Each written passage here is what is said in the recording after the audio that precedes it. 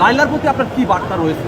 আমার তো আমি বলে দিলাম আমার বার্তায়, সে তার মতন তার জীবনযাপন করবে, সমস্যা নাই। আমি তো তাকে কখনো কোনো কিছু নিয়ে পুক করি না, কখনো ডিস্টার্ব করি না। আমার সোশ্যাল মিডিয়াতে আপনি দেখবেন না আমার কোনো অশ্লীলতা আছে বা অশ্লীলতা করছি আমি, আমার কোথাও পাবেন না। আপনারা যদি দেখাইতে পারেন, আপনারা যে শাস্তি দেবেন আমি সেটাই মেনে নেব।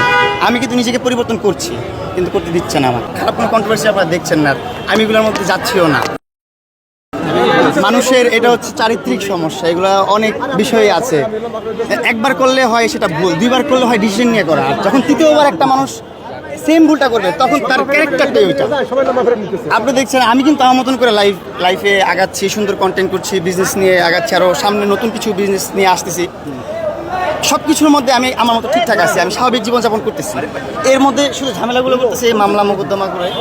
আমি জানি আমার বাংলাদেশের আইনের প্রতি আমার ভরসা আছে, শ্রদ্ধা আছে, ইনশাল্লাহ আমার ন্যায় বিচারটাই হবে আর আমি এখান থেকে রেহাই পাবো। সেই যেমন তার লাইফ নিয়ে সে যেমন হ্যাপি আছে তার লাইফে, সে আমি বলি তাই সে হ্যাপি থাকুক, সে তার মতো থাকুক, আমার কোনো রিভেঞ্জ নেই, আমি রিভেঞ্জে বিশ্বাসী না।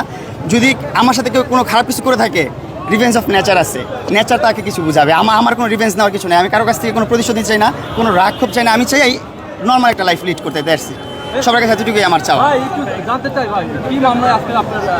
আজকে ছিল হুমকি, আমি নাকি হুমকি দিচ্ছি, ইভেন আমি কিন্তু সিঙ্গেল টেক্সটও করি না, আমি নাকি তাকে হুমকি দিচ্ছি।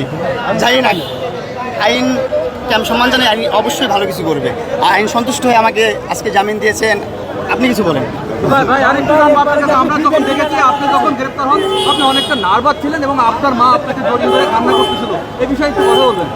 অবশ্যই জেলখানায় আসা বা হাতে হাত করা লাগানো অত আহামরি খুশির কিছু না। অবশ্যই মন খারাপ থাকবে, আমার মারও আমার মা কান্না করতেছিল, তাকে দেখে তো আমার ভিতরে চুরমুর হয়ে যাচ্ছে সব কিছু। আমার তারও বেশি কষ্ট লাগতেছে আমার মার চোখের পানি দেখতে। আমি সবচেয়ে বেশি ভালোবাসি আমার পৃথিবীতে আমার মাকে। আমার মা যখন কান্না করছে তখন আমার ভিতরে আর কিছু নাই। আমি এই জিনিসটা কষ্ট পেয়েছি, আমি জেলখানায় আসতেছি, এটা হচ্ছে সেটা হচ্ছে, সেটা আমার বেশি কষ্ট না, সবচেয়ে বেশি কষ্ট হচ্ছে আমার মা কান্না করতেছে। এবং এই যে জামিন পেলেন, আবার আসলেন কোর্টে, আজকেই আবার জামিন পেলেন, আসলে কেমন লাগতেছে একটু বলবেন? অনেক ভালো লাগতেছে, আমাদের দেশের আইনের প্রতি আমার শ্রদ্ধা সম্মান আরও বাড়তেছে। ইনশাল্লাহ আইনজীবী যারা আছে, যারা অনেক ভালো আছেন, তাদের সবার জন্য অনেক অনেক ভালোবাসা দোয়া থাকবে। আর আমি চাবো যে আপনারা কি ছোটো ভাইটাকে যেভাবে পারেন সেভ করেন। লাস্ট একটা কোশ্চেন আপনার কাছে একটু জানতেই চাই, এবং আপনার একটা আইডিতে মেবি আপনি একটা পোস্ট করেছেন, আপনি সুন্দর লাইফ লিড করতে চান। জি, আমি সুন্দর লাইফ লিড করতে চাই, সবারই ইচ্ছে একটা সুন্দর একটা লাইফ লিড করবে, কিন্তু কেন জানি আপনার উপরে এই ঝামেলাটা বারবার চলে আসছে। এটা নিয়ে পঞ্চমবার ফেস করতেছি মামলা।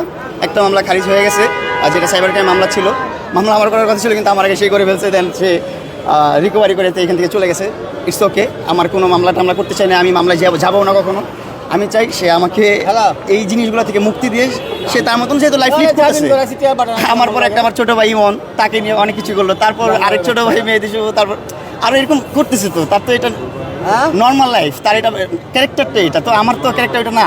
আমি তো এরকম যাচ্ছি না, এরকম কিছু করতেছি না। সো আমি আমার মতন নর্মাল লাইফটা লিড করতে চাই, সাধারণ জীবনযাপন করতে চাই, ভালোভাবে বসবাস করতে চাই। আপনি লাইলার এগেইনস্টে পাল্টা কোনো মামলা? আমি পাল্টা কোনো মামলা করিনি আর করতেও চাই না। আমি